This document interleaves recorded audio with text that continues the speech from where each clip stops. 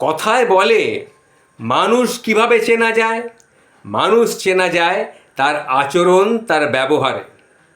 তাহলে শুনুন কি করে আপনি মানুষ চিনবেন। চোরের আচরণ কীরকম? না, তার চলাফেরা দেখলেই বুঝতে পারবেন এটা চোর। বোকার আচরণ কীরকম হবে?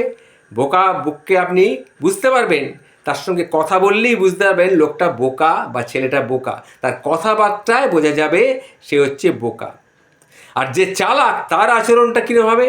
আকস্মিক কোনো সংকটে সে কিন্তু ঠিক নিজেকে সামলে নেবে বা বুদ্ধি করে বেরিয়ে যাবার চেষ্টা করবে। আর নিচু লোকের আচরণ হচ্ছে তার ভাষায়, আর অলস লোকের আচরণ হচ্ছে তার অজুহাত। যে লোক দেখবেন সব কিছুতে অজুহাত খাড়া করে সে বুঝবেন অলস প্রকৃতির। আর চরিত্রবান লোকের আচরণ হচ্ছে তার মেলামেশায়। একটা লোক চরিত্রবান ভালো লোক বুঝবেন তার সঙ্গে মেলামেশা করলে।